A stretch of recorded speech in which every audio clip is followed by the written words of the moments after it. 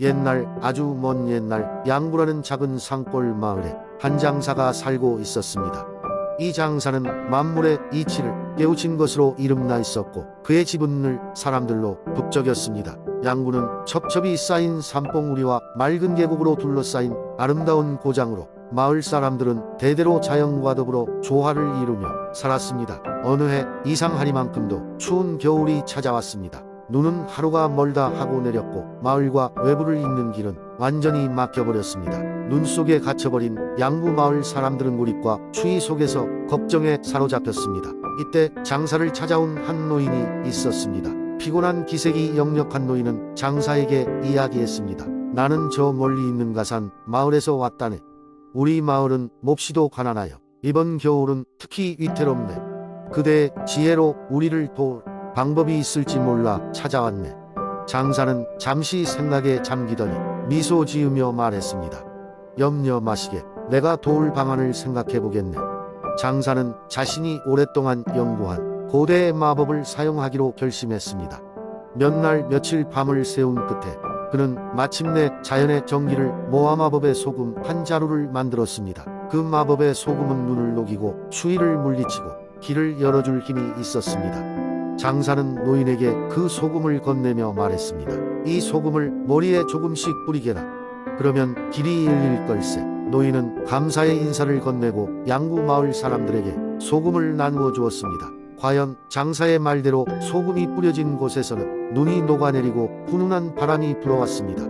마을 사람들은 하나둘 다시 길 위에 나설 수 있게 되었고 가산 마을에 무사히 도착하여 그들도 구할 수 있었습니다.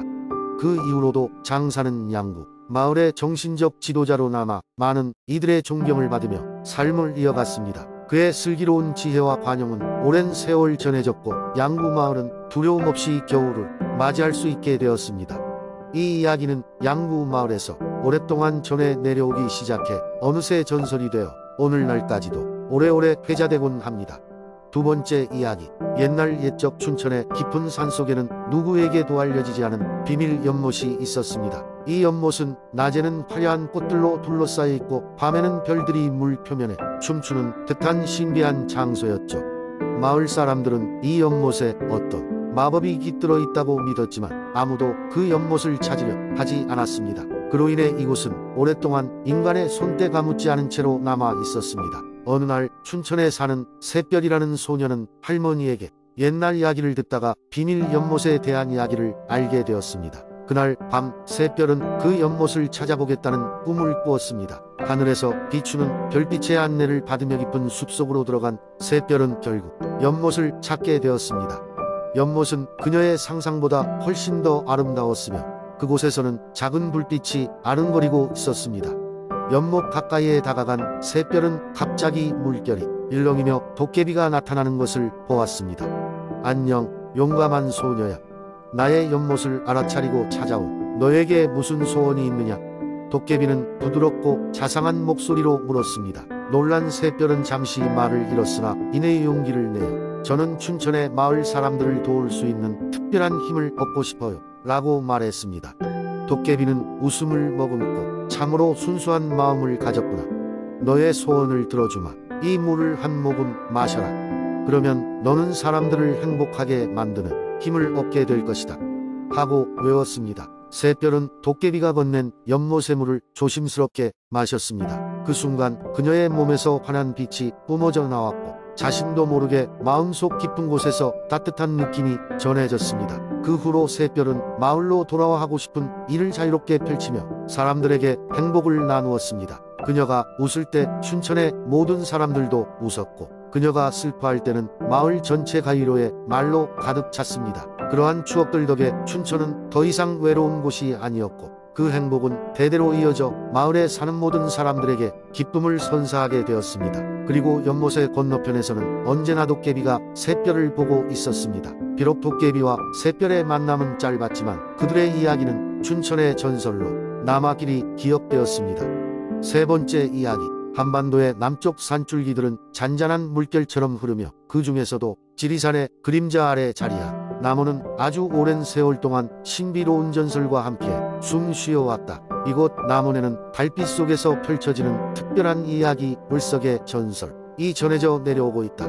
옛날 예적 남원의 산들은 하늘과 맞닿은 듯한 위엄을 자랑하고 있었다. 이 산들 중 가장 높은 고개에 위치한 마을에서 한 슬기로운 노인이 살고 있었다. 그는 밤마다 달빛이 비추는 넝풀 아래로 오래된 발걸음을 옮기는 것을 좋아했다. 어느 날 밤 달이 하늘을 환하게 비추던 때 그는 언제나처럼 천천히 달의 길을 따르고 있었다.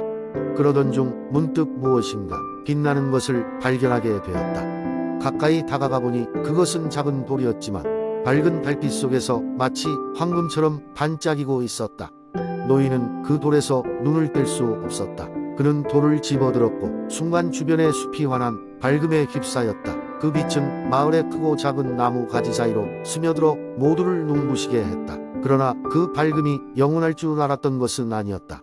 시간의 흐름에 따라 그 빛은 점차 흐려졌고 노인은 이 작은 돌을 어떻게 하면 원래의 빛을 되찾을 수 있을지 깊은 생각에 빠졌다. 그는 마을의 지혜로운 자들을 불러 모아 이 돌의 비밀을 풀라고 하였고 마을 전체가 돌의 비밀을 밝히는 일에 힘을 보태기로 결정했다. 그들은 또한 이 돌을 월석이라 이름 지었다. 월석은 달빛이 가장 강렬한 날, 이 장소에서 신비로운 힘을 발휘한다는 전설이 전해져 내려왔다. 마을 사람들은 매달 보름달이 뜨는 밤마다 모두 함께 모여 돌 주위를 둘러싸고 축제를 벌였다. 세월이 흘러 마을은 더욱 번창했고 외부에서도 소문을 듣고 많은 사람들이 월석을 보기 위해 찾아왔다. 돌의 빛은 여전히 사람들에게 신비함과 놀라움을 주었고 마을은 그 자체로 전설이 되었다. 월석이 비추는 환한 달빛 아래에서 사람들은 서로를 더욱 사랑하고 이해하게 되었다. 그러나 어느 날 한 야심 많은 외지인이 이 돌에 힘을 독차지하고자 찾아왔다. 그는 마을의 전설을 헛되이 여기며 돌을 훔쳐 세상에 자신의 권세를 펼치려 했다. 하지만 돌을 만지는 순간 그는 서서히 투명한 유령처럼 변해 바람 속으로 사라지고 말았다. 마을에는 다시 평화가 찾아왔고 이제 그 누구도 돌에 손대려 하지 않았다. 남원 마을은 여전히 월석의 전설과 함께한다. 매년 그 마을은 달빛이 가장 밝은 날이면 자연이 주는 신비로움을 기리며 풍성한 축제를 연다. 그렇게 남원의 삶과 다른 사람들에게 소중한 이야기를 속삭이며 시간을 넘어 지금도 함께하고 있다.